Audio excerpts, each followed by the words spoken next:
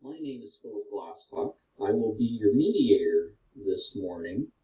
We are fortunate to have Peter Kornev with us today because he is not only experienced in this subject area, but he is also an experienced SCORE webinar speaker. With that being said, Peter has said that he is willing to take questions along the line and may actually have time to pause between some of his subjects to answer questions. Now that we're ready to go, I see we have another participant. So let's get started with the webinar, Protecting Your Digital Footprint, presented by Peter Kornev. Peter, thank you for joining us today. Yeah, thanks for having me. I'm really excited to put together a webinar. It's been something that was on my list to do for quite a while. So we have quite a few slides to cover today. My goal is to get through them probably as quick as possible. I have 21 slides to go through, and the information is fairly well organized, so I think you'll find it very easy to navigate throughout the presentation. And hopefully we'll have some time to answer questions, because usually the questions are the things that people usually get the most value out of. And I guess let's get started. All right, so we have an overview, which is cybersecurity, data, privacy, and compliance. That's the topics that we're going to be chatting about today. A little bit about myself. I do web development. I have my own company. The company was founded in the year 2000, and I'm the second generation into it right now. So we started with basic HTML websites, which were back when we started development, really beginning of the internet. So things have really drastically changed throughout this time, and now there's a lot more complicated systems in place to build websites, to administer, and there's also a lot of layers when it comes to cybersecurity. So the very first step that we're going to start with, basically the foundation. I like to have a bit of a common ground so that everybody is on the same page, and the best common ground that there is legislation, to understand what is happening in the world of law as it pertains to data handling. And then from that we're going to branch into the actual websites. And what I want to really, you can research this on your own as well, but I think this statement covers it really well. There is no single principal data protection legislation in the United States, rather a jumble of hundreds of laws enacted on both the federal and the state levels. So I think that's a fairly powerful statement that kind of sums it up, what's happening when it comes to the legislation of the data handling. And companies can get into really serious trouble when it comes to the way that their data is kept on the servers. And if there's a data leak, you probably have heard of companies getting very big lawsuits over this stuff. So it's really important that we handle data correctly, but also to understand the foundation, that there is no solid foundation per se. There is a lot of different laws, different states, different pieces of legislation. So it's a rather shaky foundation, to say the least. So also it really, before I get into this, I want you to understand that the level, the depth of your involvement in the data handling depends on your business. If you have a very sensitive data that you're keeping on your servers, that's one thing. If you have a generic website, that's a completely different ballgame. So it's important to consult an expert to really understand what kind of branch you fall into and what kind of protections you should have in place. Okay, so based on this foundation, we're going to go and talk about the guiding principles, forming a viewpoint. So now that we have a foundation in place, let's kind of form our viewpoint. The viewpoint is that there is, if something is in the public domain, it can be hacked. And the way that I like to say it, if it can be hacked, it will be hacked. So just if you wrap your head around that, there is no safe place for information. There's always ways how you can get at it. So my recommendation is to have that as a foundation and really look very critically at the information that you have on your servers, on your website. Also, to get into the proper viewpoint, we want to get into the mindset of a hacker. And what would you do with that information? Let's say you hacked the website. What would you do with it? What is the motivation behind you hacking the website? So that is a very specific question that you might want to ask yourself or the company. Do you have enemies in your business? Somebody that might want to outcompete you and they want to hack you and launch lawsuits? That's something that you might want to consider. There's also bad lawyer viewpoint. There are a bunch of lawyers that are hunting out for data leaks to start lawsuits. Sometimes they, I mean, it's a very shady business, but they would hire a hacker to get at the information, distribute it, and then they would start a lawsuit. But it's illegal, but it happens. So that's something that that happens as well.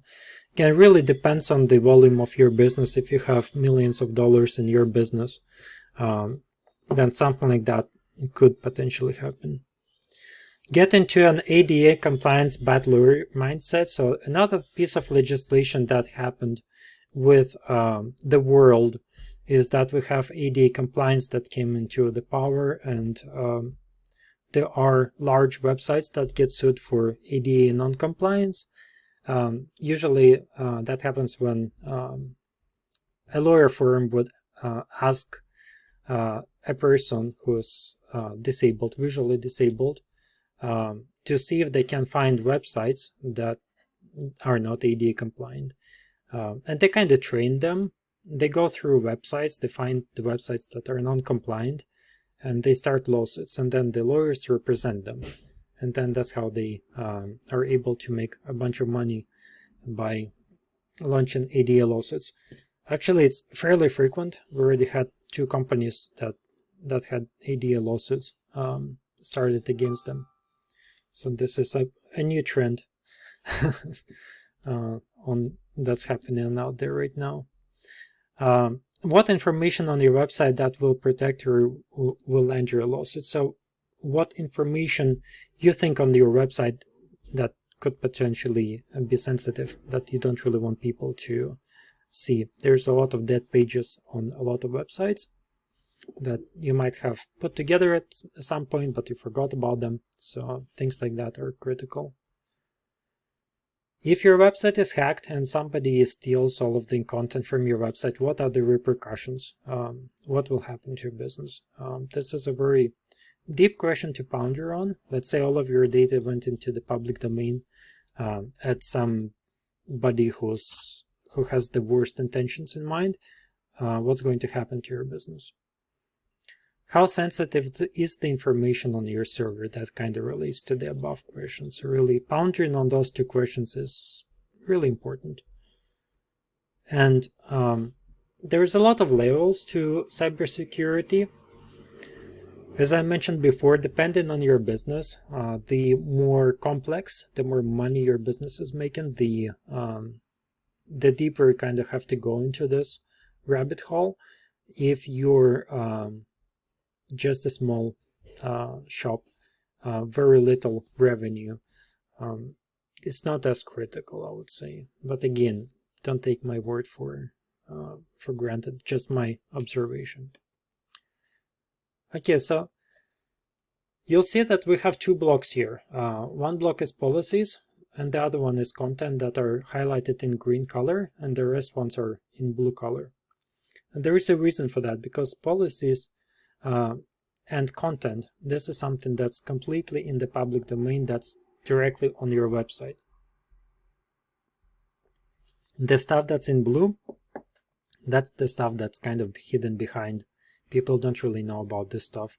I guess contact forms is in the middle between the two worlds, because contact forms connect directly to the scripts, and they connect directly to the end user. So that's kind of your gateway into the backend of the websites. So websites can be built in many different ways. There's content management systems, WordPress, Drupal, there's a bunch of them, Wix.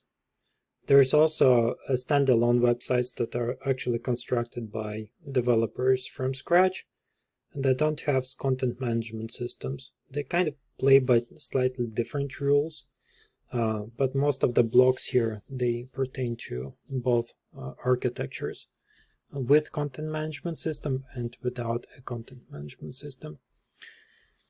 And by the way, content management systems, they're like WordPress. WordPress is a content management system. In a nutshell, it allows somebody who's a non-developer to be able to make changes to the website without actually knowing programming languages. The problem with content management systems, they need a lot of updates and upgrades because they're usually very heavy in code. There's a lot of code that makes them run.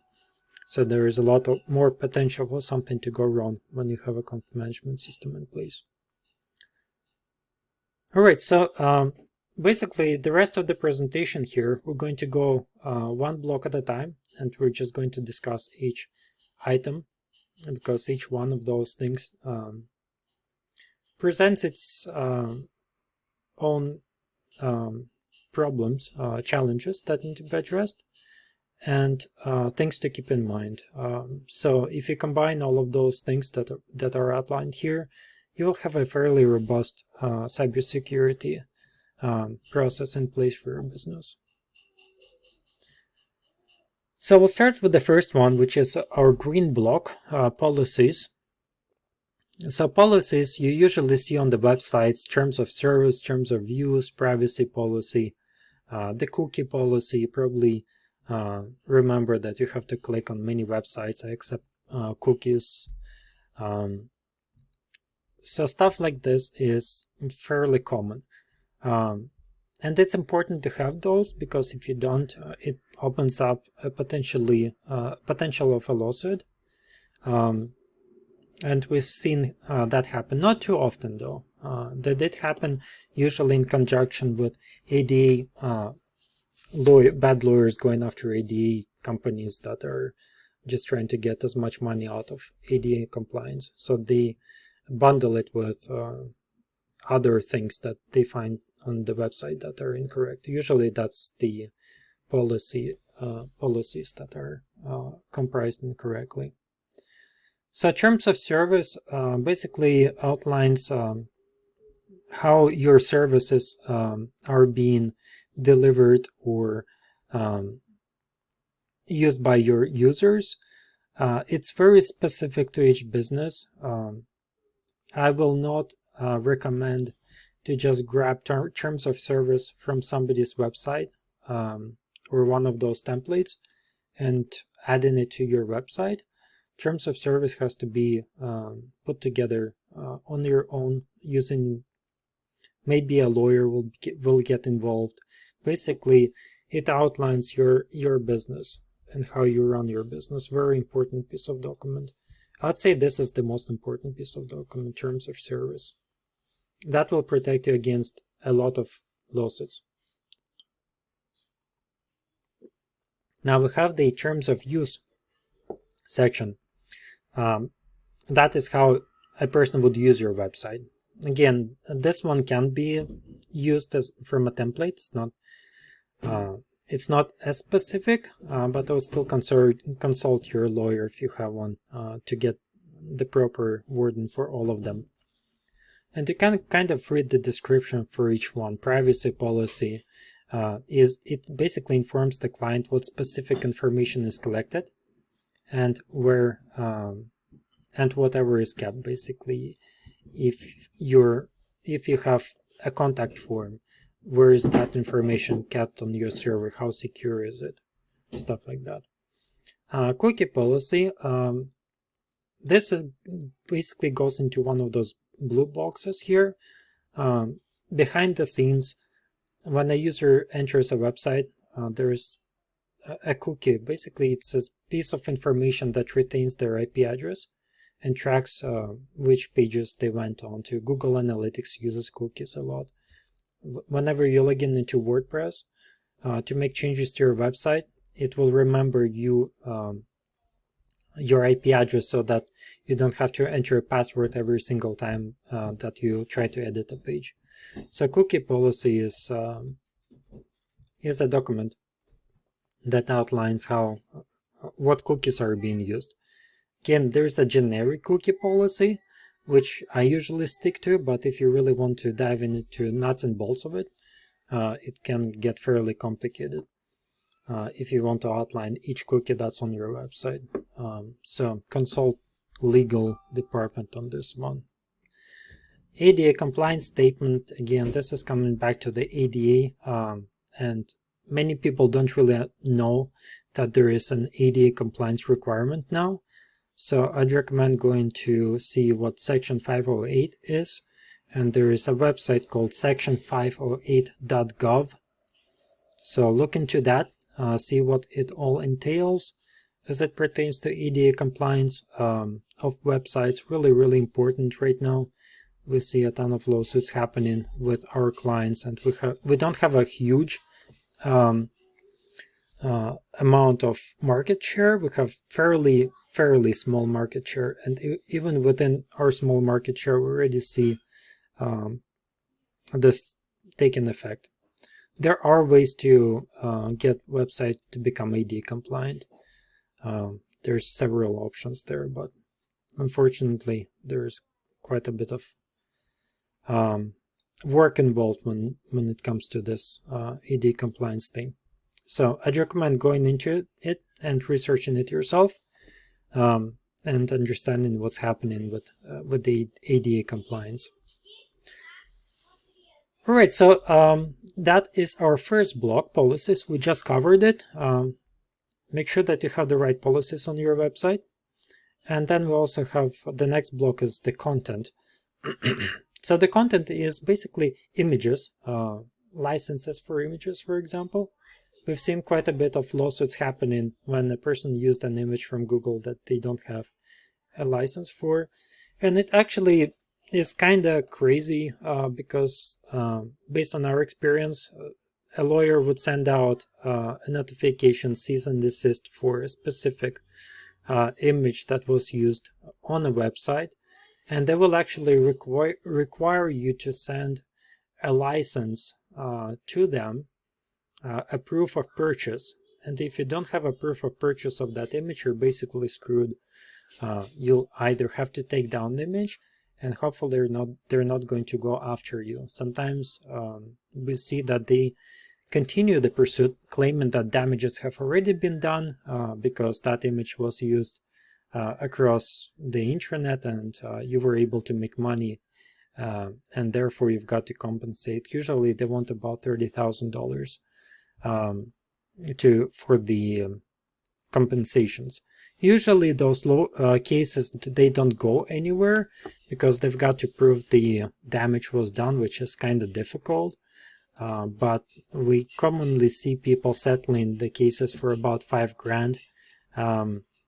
Just to get rid of those law companies. But to be honest, I wouldn't pay a dime. It happened to us. We didn't have an image license that we had on our website, and we just ignored them, and they kind of left because they would actually have to put together a fairly solid case of damage being done by use of an image. So make sure that your images are sourced and you keep all of the licenses for each image. That would be a very good thing. to avoid extra stress. Text, yeah, it's kind of self-obvious. Make sure that you're taking the text content and having references, stuff like that.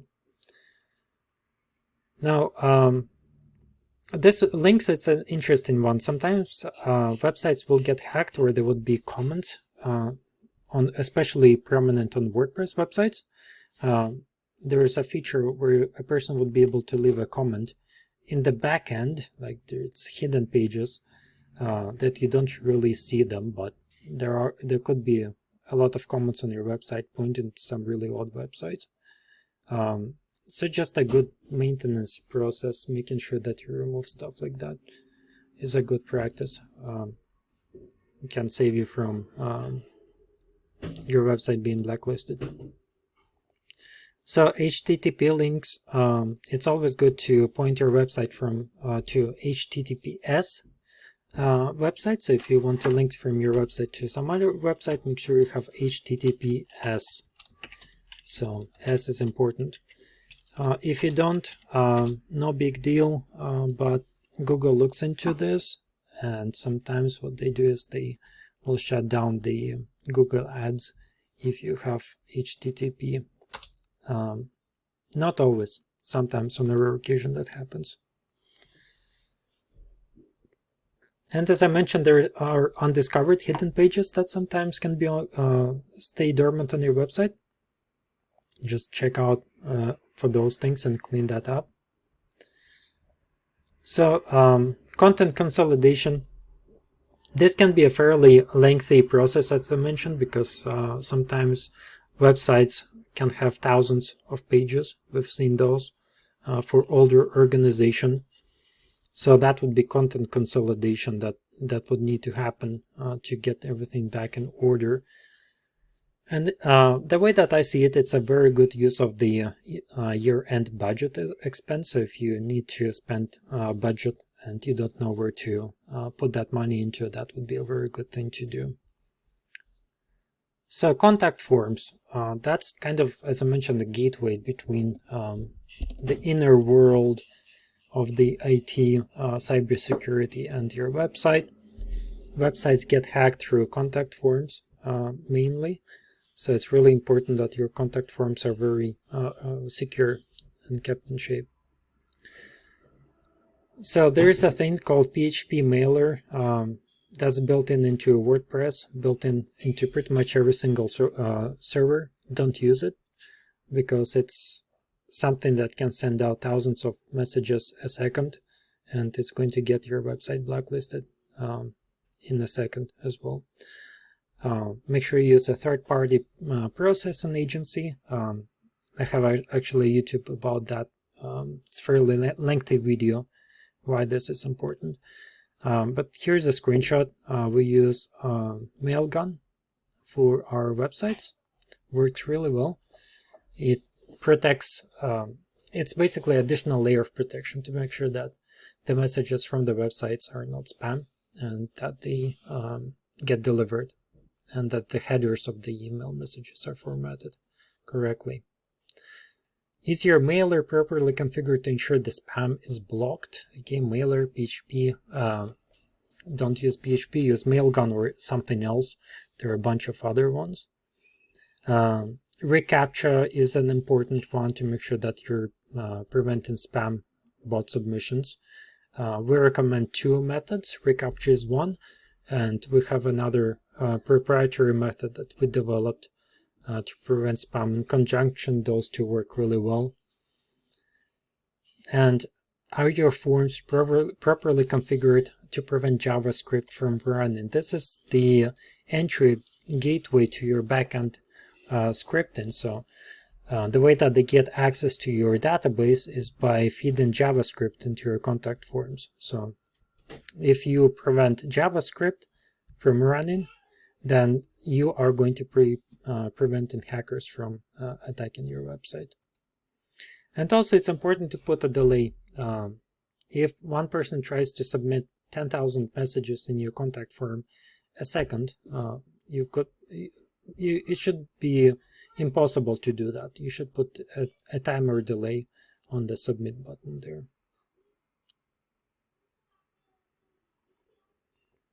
So domain protection is a level deeper. We're going to get into that. A very common way to protect domain is to use DKIM, Domain Key Identifier Mail Record. It helps to ensure that the messages that are getting sent from your website or from your email actually originated from you or from your email or from your website. If they are not, they're going to be red flagged by the email receiver and blacklisted. So that's going to help protect your website and your domain from being blacklisted. Very important to have DKIM record. Super important. Check if your domain has one of those things. It's a very important one. SPF record is another one. Basically, it shows which IP addresses or servers or services are authorized to send an email messages. It's also important to note that SPF record can be only one on your DNS record list. You cannot have two SPF records. A common mistake that we see is that people would add two SPF records. Luckily, right now, they're actually DNS registrars implemented an update that they're not going to allow you to add an extra SPF record. So you've got to combine multiple records into one SPF records. So you list all of the locations where you can send email from, and everything else will get blocked. So that's an important one. Speaking of DNS, we already touched on it slightly. DNS management solution is an important one. You can use your registrar or you can use a tool. Cloudflare is one of the better tools that we use when it comes to DNS management of the websites. Also, you can give access to Cloudflare, but not your registrar, to your developer, which will protect your domain from being moved out of your account. We do see that happening sometimes when a bad developer comes in and steals domain name. Private registration comes in useful. Make sure your domain is always logged. That's kind of self-explanatory. What process do you have in place to ensure that your payment method is kept up to date on your registrar? It's important that you do not have an expiring credit card on file, because if it does, you'll lose your domain. It will get sold to somebody else. Now, CMS system updates, content management systems, WordPress require constant updates. It helps prevent new bugs from coming in, and make sure that the update is coming from the legit location. Sometimes, actually a very rare occasion, but we have seen an update on WordPress that originated from some strange server which had a bunch of viruses in it, and that update happened, and it incorporated viruses into the WordPress. That's when it's kind of difficult to troubleshoot, to detect. You've got to have a web developer to do that. What systems do you have in place to ensure that miscellaneous programs are being installed by staff members? And that happens frequently. A staff member would install some plugin into WordPress and the thing will fail. So you need to have proper access credentials to your team members. And also, how do you terminate a plugin? Let's say you have a system that you've installed, a piece of code, and it's not being supported anymore. That's important to make sure that you can terminate it properly and have a replacement for it. So there is also a compatibility issue with CMS systems on the server-side configuration. That's another thing to watch out for. Again, probably you've got to have a web developer that actually knows how this stuff is working to make sure that there's proper compatibility. And also having proper PHP versions and latest scripts. JavaScript, PHP version, those are the database version. Those are the pretty common things that you look out for. And maybe as a part of homework, if you would like to have homework, check out what PHP version you're running on your server. See if it's current. PHP version is an important item. But there is a process of backup and update process that you'll need to follow through before updating the PHP. Firewall and antiviruses are important. WordPress has WordFence. That's what we work with when we install WordPress installations. What antivirus systems do you have in place? That's a question for you. Does your server has antivirus systems in place? So there's content management systems, and there's also the server-side systems.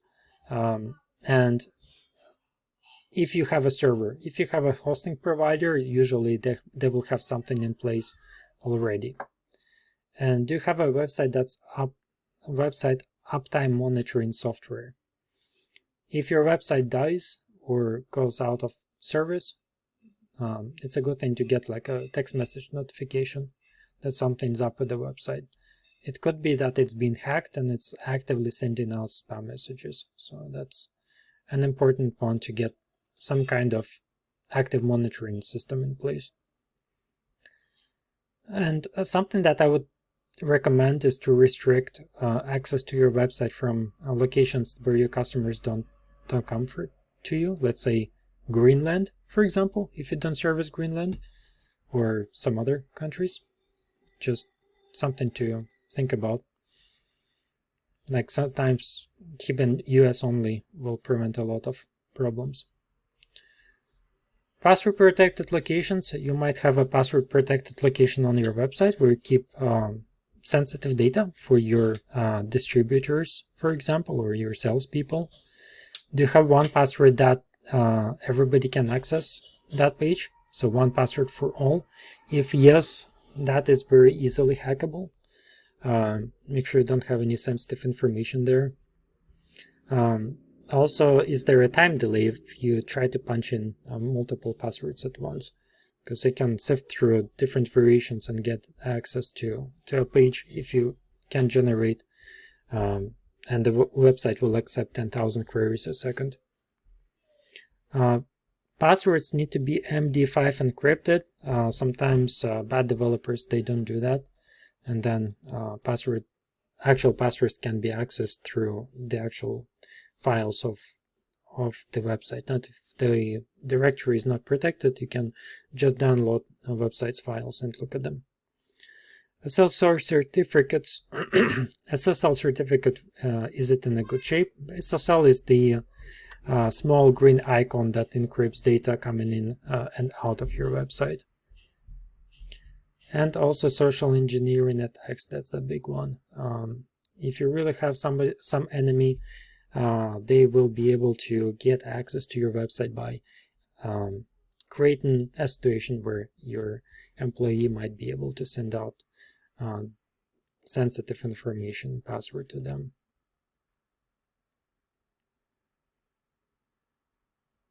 And what happens if your user data leaks out? So a lot of questions. So each business will have their own answers to those questions. The reason for this seminar mainly is to ask questions so that you can reflect on them and make changes to your structure to prevent potential problems. If you if you have a good answer to those questions, then you might be in a very good shape. Data that's on the server. How often do you remove sensitive data from the server? If it can be hacked, it will be hacked. So if it gets hacked, how much of that data is on your server? Do you have a process to timely remove the data from your server? Do you have proper server-side depository permissions? Read write. Again, if the permissions are incorrect, you can basically download the scripts from the website, look at them, get the passwords, and enter the website and get all of the data. So that's kind of important.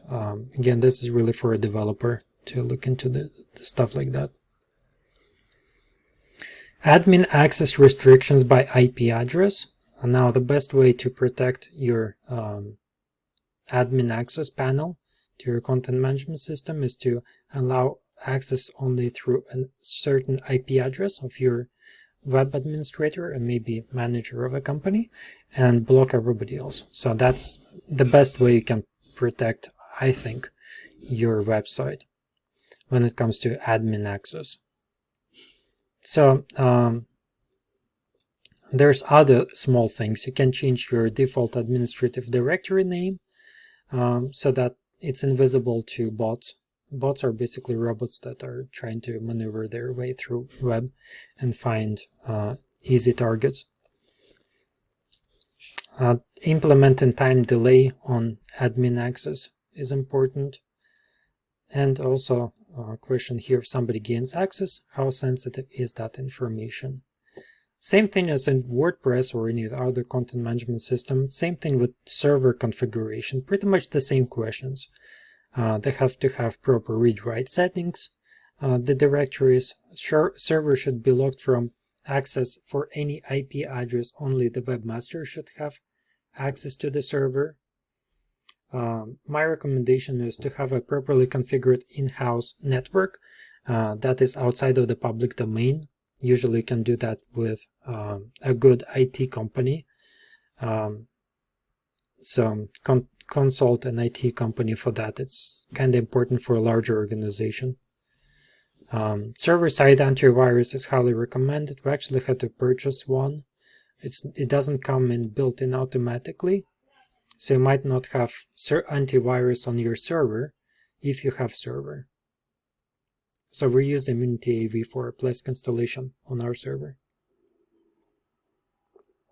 So having an IT contact or contractor that will go through your server configuration is a good thing to have. So if you don't have somebody, I'd recommend get somebody. And changing always the default passwords is important. Server updates and backups. So just like the server configuration, server needs updates and backups in place. If the server fails, you have a backup that you can go back to. Always keep your backups in like 3 different locations, physical locations. And there's a couple of things to keep in mind when it comes to management of your server. It doesn't matter if it's a virtual server or if it's a dedicated server. We actually prefer more virtual servers because there's less problems with like hardware. But yeah, that's kind of a list to go and look at. If you have a server, you probably have a system to manage this stuff here.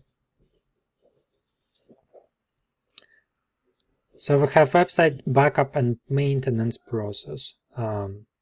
We kind of touched on it here. I'm not really going to spend too much time on the server configuration side of things because server is really handled by an IT professional. Typically, they should have all of the processes in place. SSL certificates is the green icon, as I mentioned, that encrypts information to and from your website. A common misconception that we see constantly is people, they think that their SSL certificate, if they have a green icon, implies that their website is secure. It's not. It can still be hacked. It just implies that information coming from the website and out of the website is encrypted. That's all that it means.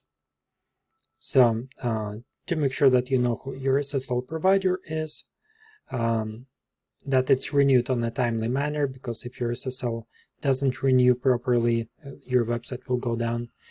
And another thing is that to make sure that the ownership of the DNS records is clear, so that if you need to prove ownership of your domain to a SSL company, you can do it fairly quickly. And you don't need to have an expensive SSL certificate. Typically, a free SSL certificate is ample in 99.9% of the time. Payment process handling, that's a big one. A lot of people have questions when it comes to payment processes and how secure that is. There's old systems when people would actually enter their credit card information, that stuff would get stored on the server and then it would be sent by email. That's a bad practice and mainly obsolete now. If you have that, got to remove that. That's no good. There is no credit card information that can be saved on your server. Like, you should not save credit card info on your server in any way. You should use proper gateways to receive payments. We use Stripe as a payment gateway to receive payments from clients' credit cards online. And the way that they work is they actually dynamically generate the credit card form on your website. It looks like it's on your website, but it's actually on Stripe or whatever gateway that you're using. And whenever you're entering the credit card information into website to buy something, you're actually entering that information directly into the payment gateway, even though that it looks like it's on your website. We do not have access to credit card info during that process, and it gets encrypted right away. It gets sent in encrypted way over to payment gateway, and payment gateway encrypts it even further and saves it in their vault. All you see is like the last 4 digits of a credit card number, maybe expiry date, and that's pretty much all the information that we have access to. If you need to have a recurrent transaction, then payment gateway will handle it, because they have a method for decrypting of the credit card information there. And we already talked about the timely removal of sensitive content on your website, on your server, if you have an in-house server. It's kind of important. So a flash drive in a safe is probably the safest place for the information. And the last but not least, internal handling of the sensitive data. We're talking about inside your company. It's probably the biggest thing of all of those items. Who has access to passwords? Let's say if you have an employee that has been terminated and they're really upset at your business. How can they damage your company if they have all of those access points? Like, think about that. Think of an employee that has left your company, and let's say they downloaded all of the access points, all of the passwords on a flash drive. Can they harm your company? And if they can, what is the severity of the damage that can happen? That's kind of important. Do they have access to all of your client database? Can they send out a massive newsletter to all of your clients? So all of those things can, and they do happen, and we see them happening in the real world. There should be proper legislative steps and contract agreements to prevent things like that, but also on an IT structure, there should be a process in place to prevent things like that. That's why usually when they have an employee that will actually be terminated, they will take them to a human resource office. As they're making their way to human resource office, an IT manager would basically take and remove their access to pretty much everything. This way the information doesn't get compromised and they lose access to all of the passwords and their account.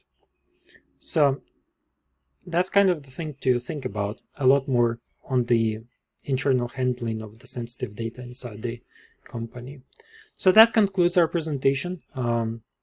This is a bit about me and my contact information. If anybody is interested, to reach out directly to me, and if they have any questions. So, Paul, if you have any questions, or if we have any questions out there, we can answer them. I think we have like 10 minutes left, right? Paul, I think you're on mute there. Yes.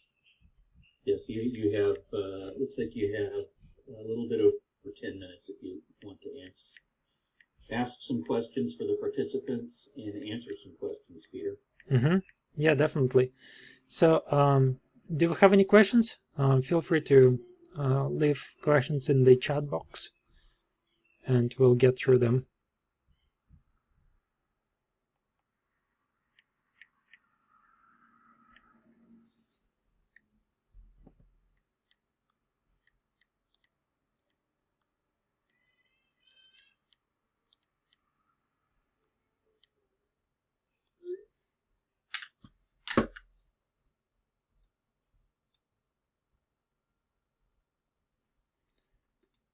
Okay, looks like we do have one question here.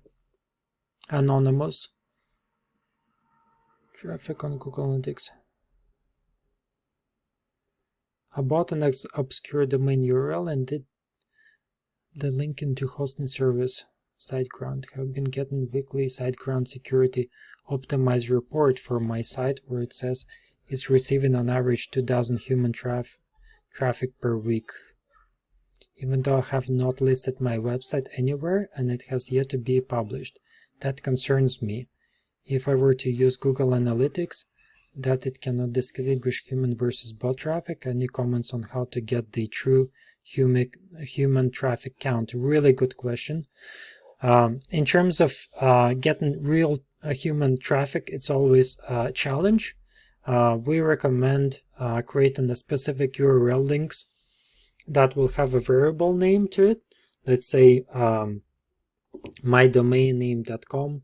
Then you have some kind of an article or a landing page, and then you'll say v equals 1. So variable is 1, and then you can publish that article to your social media posts, and then internally you can count how many real people actually came through that link. So getting really granular on that is kind of important if you want to find the true human count, but it's always a challenge. Can you help me with my website policies? Yeah, definitely. So Harry, reach out to me. You've got my contact information here, and hopefully you can still see my screen share. And I'll be more than happy to chat with you about the policies. Yeah, it's very different from one company to another. Okay, any other questions? Looks like we have anonymous. Thank you. You're welcome. Peter, how long have you been in business and what changes have you seen in this area? Yeah, a lot of changes. So the company was started in the year 2000 by my parents, mainly as a graphic design agency. And then I started building websites so we can increase our product line. That was probably, I don't even remember when it happened. So I've been building websites since I was really tiny. I think still in high school. And yeah, the whole, there's a lot of changes. So we're moving into Wix and the do-it-yourself builder platforms right now. So I see that as the biggest turning point in the web world right now. Those tools are still nowhere close to where they need to be for them to be taken seriously by larger companies. But they are getting there. So I think maybe in about 5-10 years, WordPress might, if the WordPress doesn't change, they will basically take it over. They're certainly taking over smaller small business market share right now. It still gets a bit complicated, and we still do a lot of web development and redesigns for those things, moving them back to WordPress and moving and creating more complex blocks because they have a lot of limitations to them. Looks like we have another question here. Is WordPress security, WordFence security for WordPress website sufficient? And does the type of website builder, Elementor Pro, Divi, or other influence security of one's website? Yeah, good questions.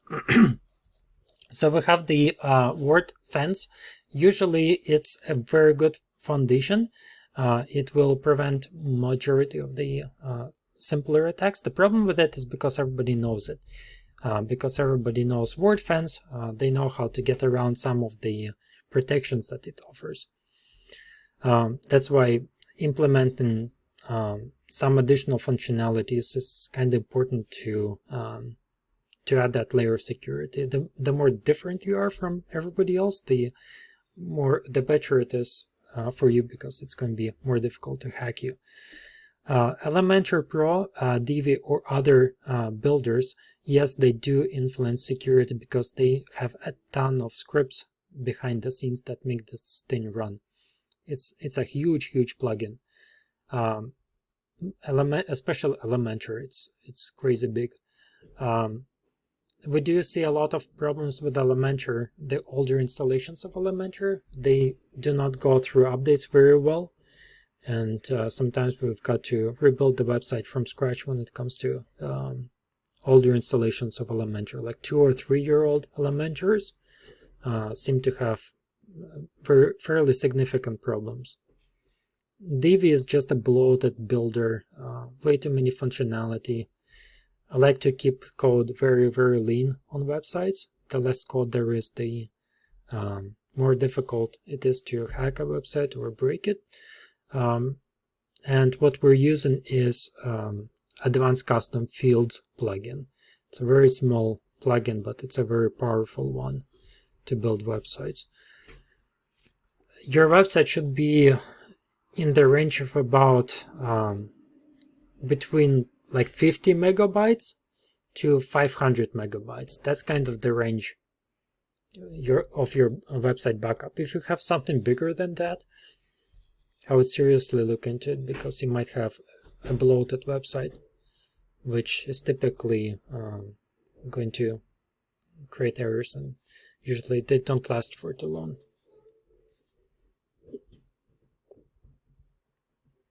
Okay, so hi Peter, as far as online presence, it seems in this connected world that integrations between services are unavoidable, correct? Yep. Between email marketing service and website. Website plugins, services like Zapier connecting payment gateway and all sorts of other services together. How can one exercise safety with all of these linkages other than two-factor authentication? Yeah, two-factor authentication is a very good system that they've created, so definitely a good one. And just being safe and having somebody who can talk to, somebody who has been in the industry for many years, and you can call up and ask for an advice, is priceless. So if you don't have somebody who you can contact and chat about your website, if you have specific questions, I would definitely recommend finding that person that is an authority in the market and actually knows what they're doing.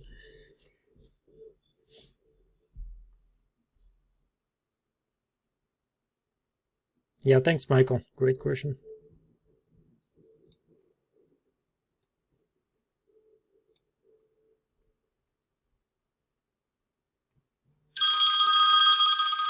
Oops, sorry.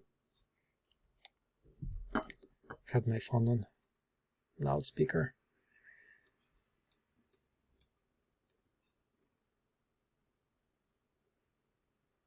Yeah, cybersecurity can be tricky. Again, the thing is that it really depends on your business.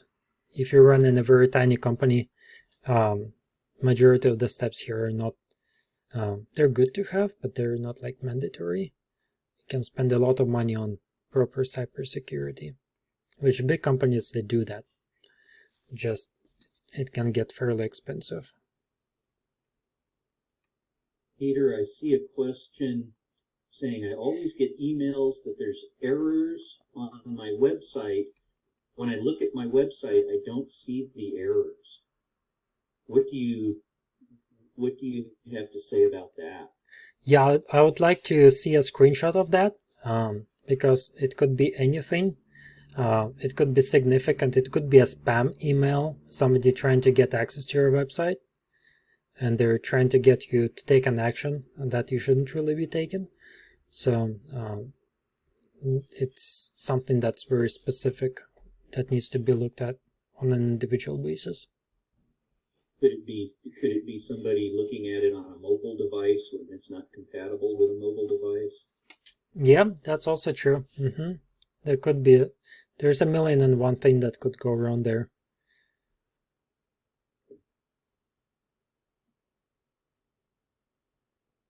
Do we have any more questions? We just have a couple more minutes at the time.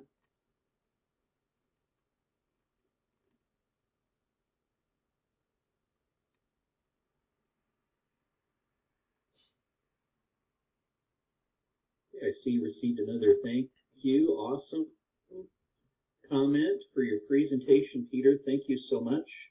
We're almost out of time. I want to thank all of the participants for joining us for this SCORE webinar, and especially thank Peter Kornev for his knowledgeable, interesting, and relevant presentation this morning. Thank you, Peter.